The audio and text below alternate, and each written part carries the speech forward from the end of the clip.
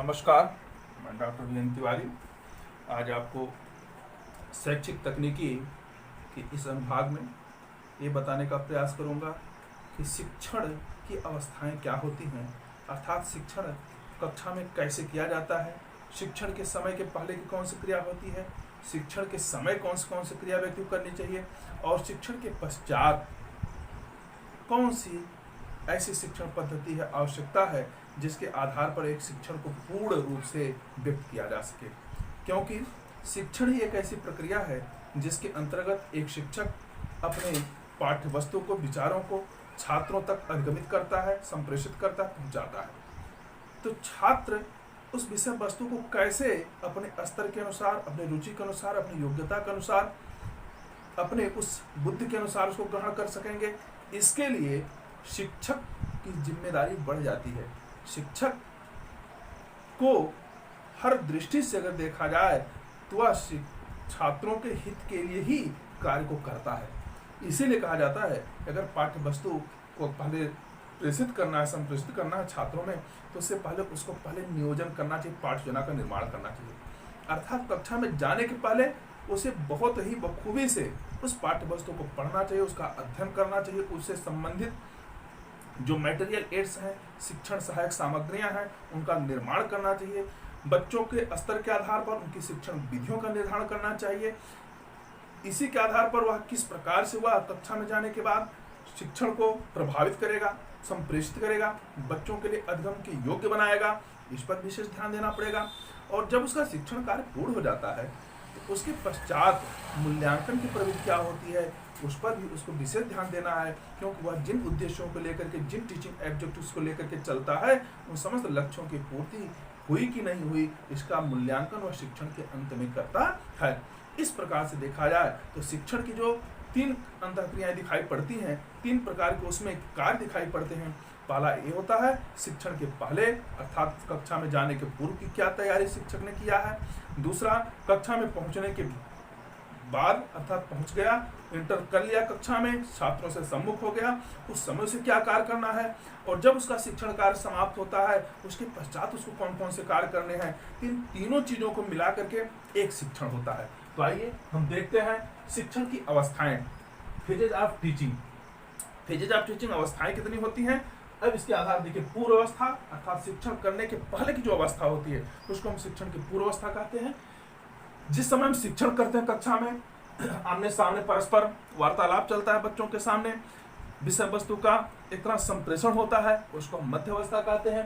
और तीसरी होती है पश्च अवस्था, या इसी को हम कहते हैं उत्तर अवस्था। यानी शिक्षण का जब पूर्ण हो जाता है उसके बाद हम कौन सी प्रक्रिया करते हैं। तो देखिए, शिक्षण की पूर्व क्रिया अवस्था अर्थात pre active phase of teaching. Pre active phase of teaching इसके अंतर्गत दे रहे हैं कि शिक्षण नियोजन व्यवस्था, यानी इसी को हम कहते हैं शिक्षण नियोजन व्यवस्था अर्थात टीचिंग प्लानिंग स्टेज। यानी कक्षा में जाने के पहले शिक्षक अपनी विषय वस्तु की जो तैयारी करता है, जो प्लानिंग करता है, जिसके आधार पर तमाम प्रकार के टीचिंग मेथड्स को, शिक्षण विधियों का चयन करता है, टीचिंग मटेरियल एड्स को तैयार करता है, ये सारी प्रक्रियाएं किसमें आती हैं, शैक्षिक नियोजन व्यवस्था के अंतर्गत आती है। अर्थात इसीलिए शिक्षण की पूर्व क्रिया अवस्था को कभी कभी पूछा जाता है परीक्षाओं में, दूसरे नाम से क्या कहा जाता है।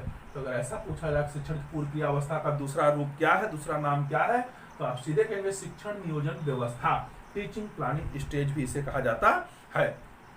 अब टीचिंग प्लानिंग स्टेज में करना क्या होता है, एक शिक्षक का दायित्व क्या बनता है, कर्तव्य क्या बनता है, उसके लिए देखिए शिक्षण नियोजन व्यवस्था के अंतर्गत शैक्षिक लक्ष्यों का निर्धारण किया जाता है। सेटिंग ऑफ गोल्स जो होते हैं, अर्थात शैक्षिक लक्ष्यों का निर्धारण कपड़ा है कि शिक्षा के किन किन लक्ष्यों को हम लेकर के आगे बढ़ रहे हैं। एक शिक्षक किन लक्ष्यों के आधार पर, अर्थात उसका विकासात्मक, संवेगात्मक, भावात्मक, ज्ञानात्मक, उसका कौन सा पक्ष मजबूत करना चाहता है। तो जिस पक्ष को लेकर के चलना चाहता है उन समस्त पक्षों को वह पहले निर्धारित करता है कि शिक्षण विधि के द्वारा हम उसका ज्ञानात्मक पक्ष मजबूत करेंगे, दूसरी शिक्षण विधि लगाएंगे तो उसका जो है आपका भावात्मक या बोधात्मक स्तर मजबूत होगा, और फिर उसका अंतिम जो होता है चिंतन अवस्था का, उसको हम कैसे विकसित करेंगे।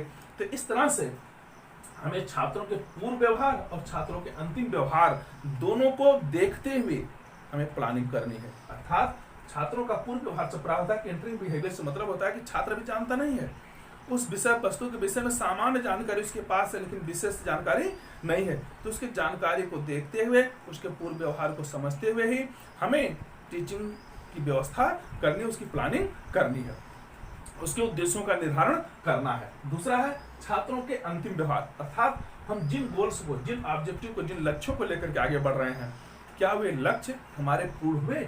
इसलिए उसकी जानकारी या मूल्यांकन तभी हो पाएगा जब हम छात्रों के अंतिम व्यवहार अर्थात उसका मूल्यांकन करते हैं।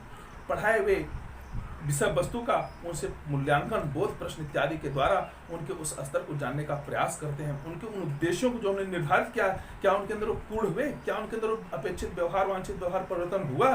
इन सारी चीजों को हम इसी माने पूर्व क्रियावस्था में ही तैयार करते हैं। दूसरी बात आती है शिक्षण सामग्री के संबंध में निर्णय लेना। शिक्षण सामग्री कपड़ा है, हम विषय वस्तु को सीधे सीधे केवल पढ़ा नहीं सकते, बल्कि उसमें कुछ ना कुछ हमें मटेरियल एड्स डालने पड़ेंगे। मटेरियल एड्स में हमें क्या क्या करना है, कौन कौन शिक्षक सहायक सामग्री को तैयार करना है, उसके संबंध में भी शिक्षक को निर्णय लेना पड़ता है।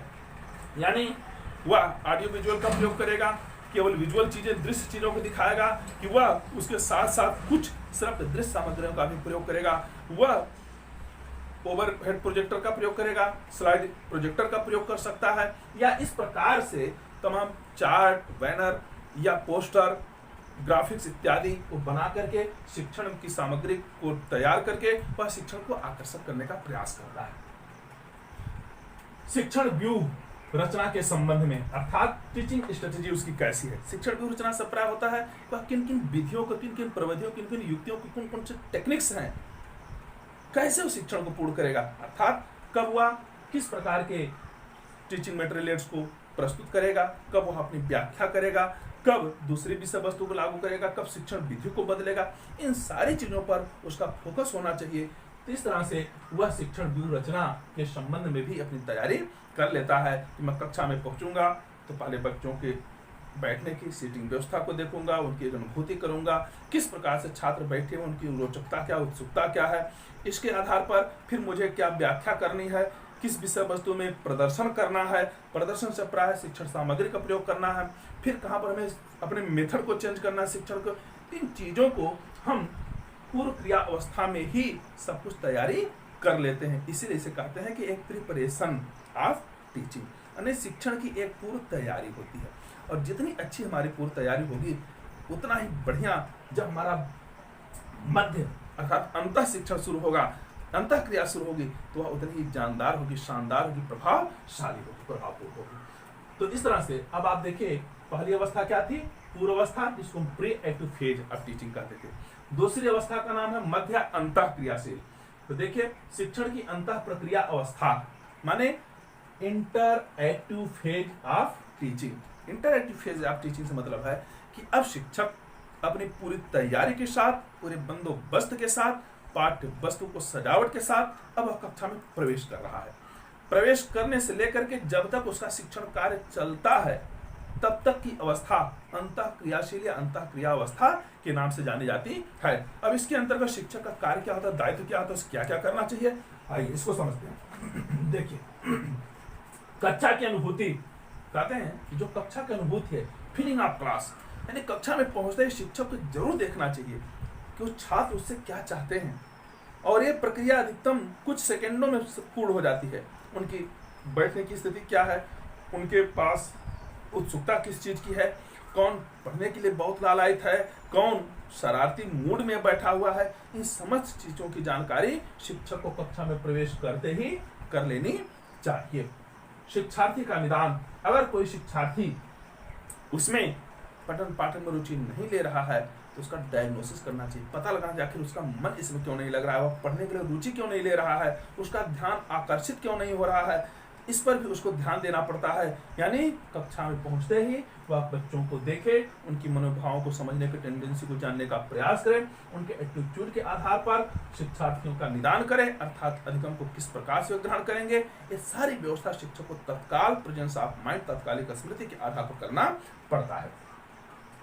कहते हैं क्रिया एवं प्रतिक्रिया, जो तीसरी इसमें एक्टिंग होती है वो किस चीज की होती है, क्रिया एवं प्रतिक्रिया। अर्थात जब शिक्षण कार्य शुरू हो जाता है तो उस समय शिक्षक अपने विषय वस्तु को बताता है, छात्र उसको सुनते हैं। कभी कभी होता है कि विषय वस्तु में अगर कोई चीज़ क्लियर नहीं हो रही, स्पष्ट नहीं हो पा रही, तो छात्र शिक्षक से प्रश्न पूछते हैं। उन प्रश्नों का उत्तर भी देना शिक्षक का परम कर्तव्य होता है। और जब शिक्षक और छात्र दोनों के बीच में कम्युनिकेशन होता है, संप्रेषण होता है, वाद विवाद होता है, चर्चाएं होती हैं, तर्क चलता है, उसी को हम क्या कहते हैं? क्रिया एवं प्रतिक्रिया, एक्टिंग एंड रिएक्शन, और इसी को अचीवमेंट की स्टेज स्थिति कहते हैं। यानी जब तक एक्शन और रिएक्शन नहीं होगा, जब तक शिक्षक कक्षा में अपनी विषय वस्तु को प्रस्तुत ना करे, और प्रस्तुत करने के बाद अगर छात्र उसे प्रश्न न पूछते हैं, उस विषय वस्तु को जानने के लिए जिज्ञासु नहीं, उत्सुक नहीं है, समझो कि शिक्षण में कोई रुचि नहीं ले सकता है। इसलिए इस प्रकार के उद्दीपन स्टिमुलस को लेकर के शिक्षक को पहुंचना चाहिए, इस प्रकार की चीजों को उसके सामने प्रस्तुत करना चाहिए, जिससे उनके सीखने की जो अवस्था है वह तुरंत एक्टिव हो जाए और उसको सीखने को तत्पर हो जाए। और जितना ही अच्छे ढंग से वह उद्दीपनों को प्रस्तुत करेगा, उनकी उस बुद्धि को जागृत करने का प्रयास करेगा, वह शिक्षण उतना ही अत्यधिक क्रियाशील प्रभावपूर्ण होगा। इसमें क्रिया और प्रतिक्रिया का प्राय यह है कि शिक्षण कार्य जब शुरू होता है तो उसमें छात्र और शिक्षक दोनों आमने सामने होते हैं। शिक्षक अपनी विषय वस्तु को प्रस्तुत करता है, छात्र उसको सुनते हैं, उस पर प्रतिक्रिया लेते हैं, देते भी हैं। इसको हम जब इस फेज में आ जाते हैं तब शिक्षण का एक अच्छा, जिसको कहते हैं गुणात्मक शिक्षण का उस समय संचरण, कम्युनिकेशन हमें देखने को मिलता है। इसमें क्या करना? प्रेरकों का चयन करना चाहिए। अर्थात जब इस अवस्था में है तो शिक्षक सबसे पहले क्या करे? सिलेक्शन ऑफ स्टिमुली, वह उद्दीपनों का जरूर सिलेक्शन कर ले, चुनाव कर ले। यानी कौन सी चीज, अर्थात कुछ प्रश्नों को रखा जाए, शिक्षण संबंधी कुछ सामग्री को रखा जाए, उसके विषय में कौतूहल उत्पन्न किया जाए, प्रश्न पूछा जाए, छात्र निश्चित रूप से उसको सीखने के लिए तत्पर हो जाएंगे। दूसरा है प्रेरकों का प्रस्तुतिकरण। जो कुछ प्रेरक स्टिमुलस हमने लिए हैं, जो उद्दीपन करने की सामग्री है, उसको प्रस्तुत किया जाए, चाहे वह व्याख्या के द्वारा, चाहे वह आपके मटेरियल एड्स के द्वारा, चाहे शिक्षण विधियों के द्वारा, चाहे प्रश्नात्मक विधि के द्वारा, जिससे हम उसका प्रस्तुतिकरण जब करेंगे तो छात्र उसे सुनने के लिए, जानने के लिए, समझने के लिए बिल्कुल उत्सुक हो जाएंगे, उनका ध्यान केंद्रित हो जाएगा और विषय वस्तु आपकी रुचिकर हो जाएगी, आकर्षक हो जाएगी। पृष्ठ पोषण एवं पुनर्वलन, फीडबैक एंड रेनफोर्समेंट, इसका अभिप्राय होता है कि जब शिक्षण कार्य चल रहा है तो उस समय फीडबैक अर्थात कमियां क्या रह गई हैं, उन कमियों को सुधारना छात्र और शिक्षक दोनों के बीच प्रक्रिया चलनी चाहिए। यानी छात्रों में कौन उस विषय वस्तु को समझ रहा है, कौन नहीं समझ रहा है, उनके उन कमियों को बताना। और ठीक उसी तरह से अगर छात्र कोई आपकी बात को नहीं समझ रहा है तो वहाँ पर शिक्षक को भी अपना फीडबैक लेना चाहिए कि मैं इस विषय वस्तु को किस ढंग से प्रस्तुत करूँ जिससे उसका आकलन, उसका मूल्यांकन छात्रों के लिए बहुत ही अच्छा, महत्वपूर्ण हो सके और अपने अंदर वह सुधार कर सके कि अगर इन कमियों के द्वारा हम शिक्षण करते हैं तो मेरा शिक्षण प्रभावी नहीं होगा, इसलिए मुझे इन कमियों को दूर करके अगली बार, नेक्स्ट डेज या अगली कक्षा में, अगले पीरियड में हम इसको अच्छी तरह से स्पष्ट करेंगे। इस प्रकार का फीडबैक उसको स्वयं भी लेना चाहिए, छात्रों को भी देना चाहिए। फिर आता है रेनफोर्समेंट। रेनफोर्समेंट का मतलब होता है कि जब हम शिक्षण कार्य को कर रहे हैं, एक शिक्षक शिक्षण कार्य को कर रहा है तो उस समय तमाम ऐसी चीजें आती हैं जिस पर हमें सकारात्मक और नकारात्मक दोनों प्रकार के प्रशंसा और दंड, पुरस्कार आदि से संबंधित चीजें झेलनी पड़ती है। अगर हमारी विषय वस्तु बहुत बढ़िया जाती है तो उसमें शाबाश, अच्छा, बहुत अच्छे, इस प्रकार के शब्दों के द्वारा छात्रों का भी और शिक्षक का भी उसमें प्रबोधन होना चाहिए, उनका उत्साहवर्धन होना चाहिए। अगर शिक्षण सामग्री में कोई कमी है, उसके संप्रेषण में कोई कमियां दिखाई पड़ रही हैं तो शिक्षक को भी छात्रों के द्वारा रेनफोर्समेंट आना चाहिए कि सर जी थोड़ा सा इसमें कुछ और अच्छाई हो जाती तो और अच्छा लगता।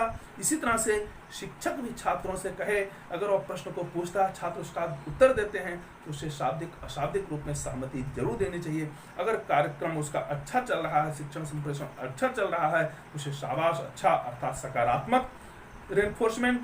और अगर शिक्षण में कोई कमियां आ रही हैं और उसको छात्रों से पूछने पर छात्र उसका उत्तर नहीं दे पा रहे हैं तो ऐसी स्थिति में छात्र को शिक्षक रेनफोर्समेंट अर्थात पुनर्बलन दे, अर्थात इसमें कुछ कमी रह गई है, थोड़ा और प्रयास करो, अभी तुम करीब करीब पहुंच रहे हो।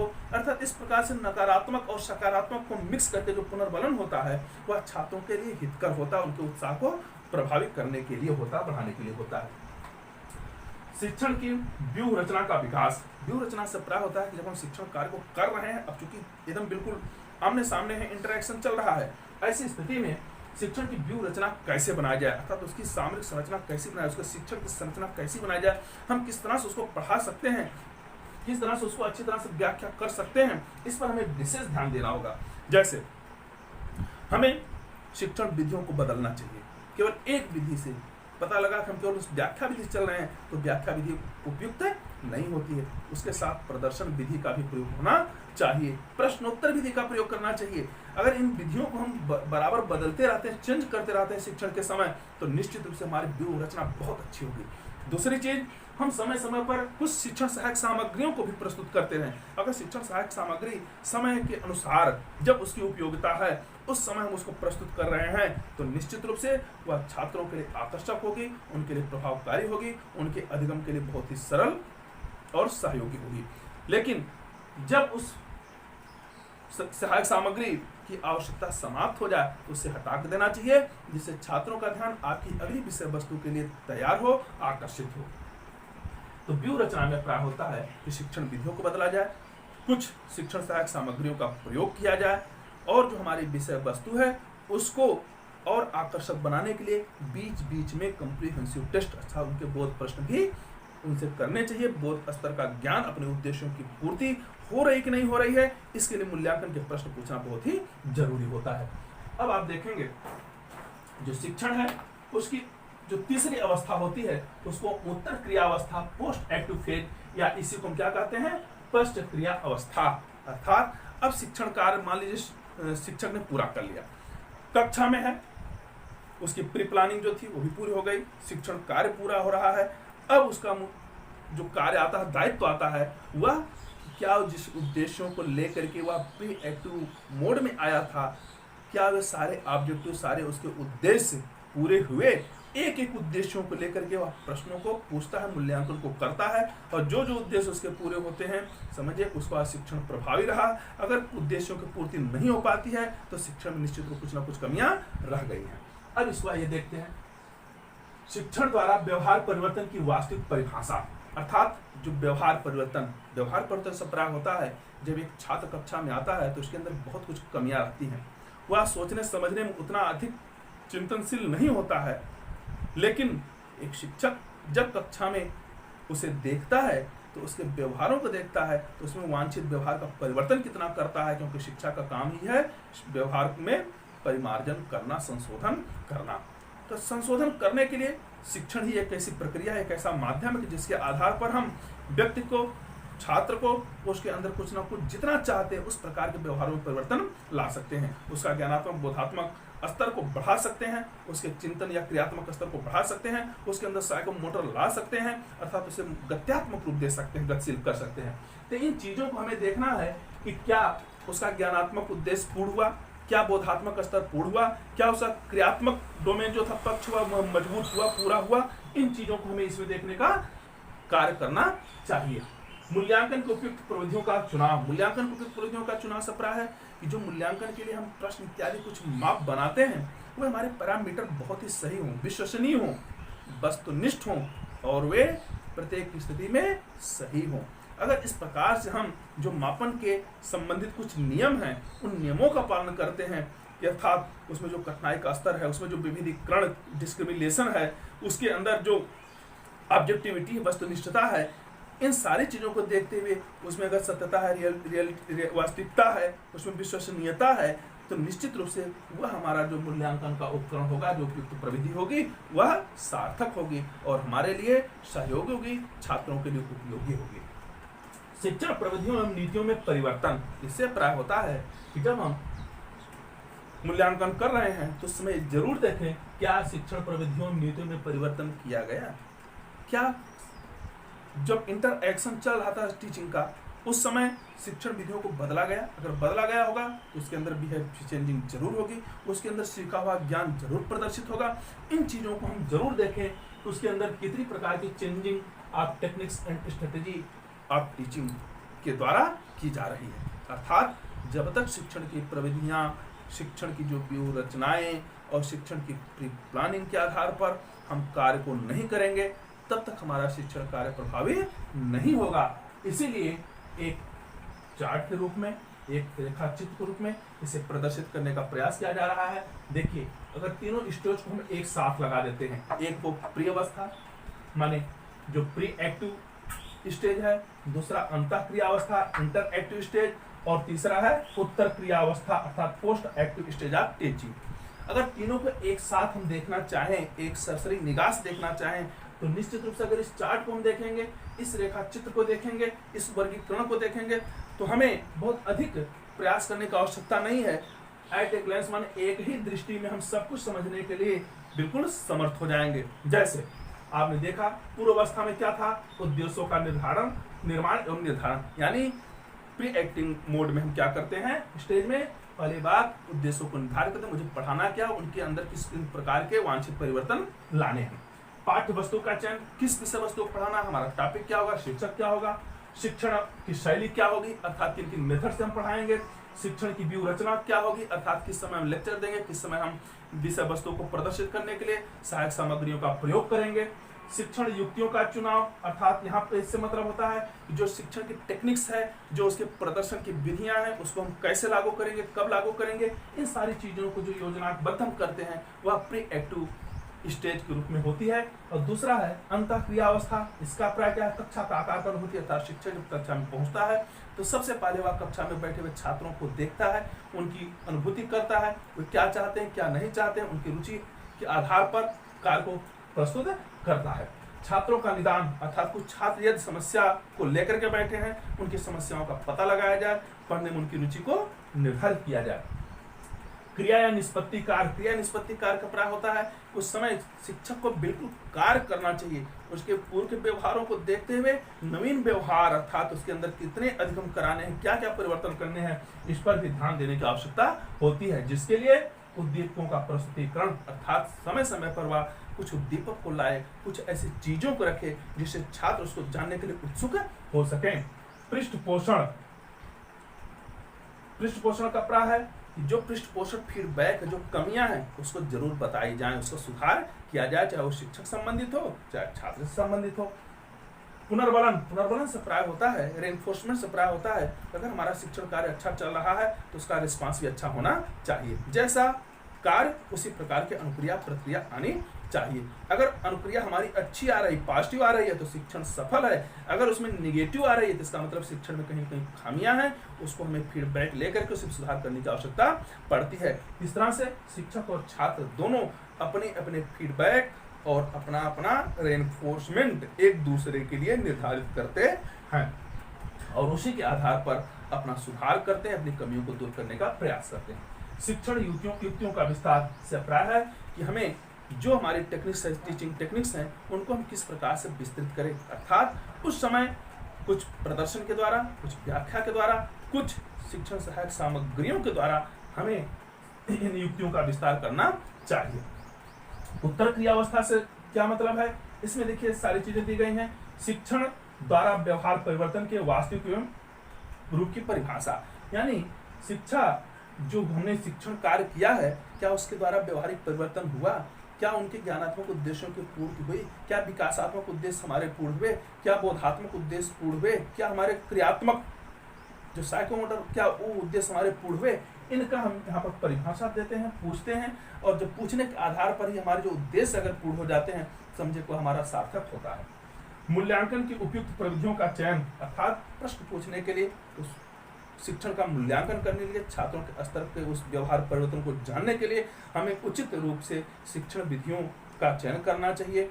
हमें कुछ ना कुछ प्रश्नों की श्रृंखला बनानी चाहिए, उसमें कुछ विकासात्मक प्रश्नों को डालना चाहिए, कुछ बोधात्मक प्रश्नों को डालना चाहिए, कुछ उसके चिंतन स्तर के प्रश्नों को भी डालना चाहिए, जिसके आधार पर उसके समस्त जो हमारा उद्देश्य लेकर के चले उन उद्देश्यों की पूर्ति होनी जरूरी है। प्राप्त परिणामों से शिक्षण नीतियों में परिवर्तन अर्थात जब शिक्षण कार्य पूर्ण हो गया हम ये भी देखते हैं कि जो हमारे कुछ परिणाम मिले हैं, रिजल्ट आए हैं, जो रिएक्शंस आए हैं, उसके आधार पर शिक्षक अगली कक्षा के लिए, अगली विषय वस्तु के लिए अपने विषय वस्तु में उतना सुधार करेगा, उतनी चीज़ों को और संकलित करेगा, उतने अधिक से अधिक मटेरियल एड्स को तैयार करेगा, उतनी ही शिक्षण विधियों में वह परिवर्तन करेगा, जिसके आधार पर उसका शिक्षण कार्य बहुत ही प्रभावी हो सके, और इसी आधार पर वह छात्रों को भी निर्देशित करेगा अगले दिन आपको क्या करना है, कैसे करना है। आप भी तैयार होकर के आइए, इस तरह से आपने देखा जो शिक्षण है उसकी जो पूर्ण प्रक्रिया है उसमें शिक्षक के लिए, छात्र के लिए, दोनों के लिए कुछ कर्तव्य निर्धारित किए गए हैं। छात्र के लिए क्या है, जब हम शिक्षण कार्य समाप्त होता मूल्यांकन तो उसको असाइनमेंट दिया जाता है, तो आप तैयारी करके आओ, अर्थात अगले दिन की जब कक्षा में विषय वस्तु को प्रस्तुत किया जाए तो आप पहले से उसके लिए अलर्ट रहो। आपका प्रीवियस नॉलेज जो होना चाहिए वो मजबूत होना चाहिए, वो हमेशा आपके पास होना चाहिए। न्यू नॉलेज हम कैसे देंगे, कैसे विषय वस्तु प्रस्तुत करेंगे, उसके विषय में आपकी तैयारी पूरी होनी चाहिए।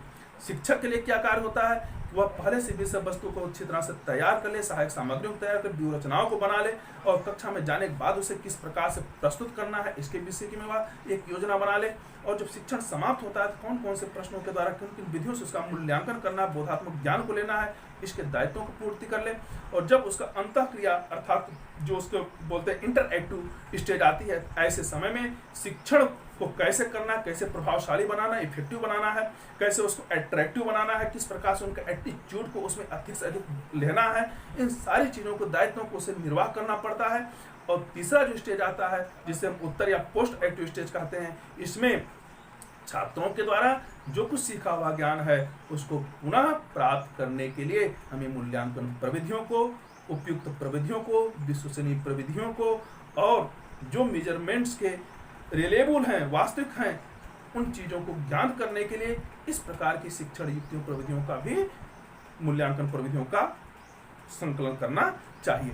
जब इस प्रकार से हम करते हैं तब हमारे पूर्व के उद्देश्य जो छात्र के थे, जो पूर्व बिहेवियरिंग थी माने प्री बिहेवियरिंग और जो लास्ट की है अंतिम, इन दोनों में हम एक तरह से तुलनात्मक अध्ययन कर लेते हैं कि पहले बच्चा कैसा था छात्र जब हम पढ़ाने गए थे और जब पढ़ करके वो पूर्ण कर लिया अपने उस विषय वस्तु को, तब दोनों अवस्थाओं में क्या अंतर आया। अगर हमने पूर्व में निर्धारित उद्देश्यों को अपनी पूरा कर लिया शिक्षक के अंत में तो मूल्यांकन का पता लग जाता है। इससे अभिप्राय है कि हमारा शिक्षण कार्य बहुत ही सफल रहा, हम अपने कार्य को, अपने दायित्व को पूरी तरह से निर्वाह करने में सफल हुए।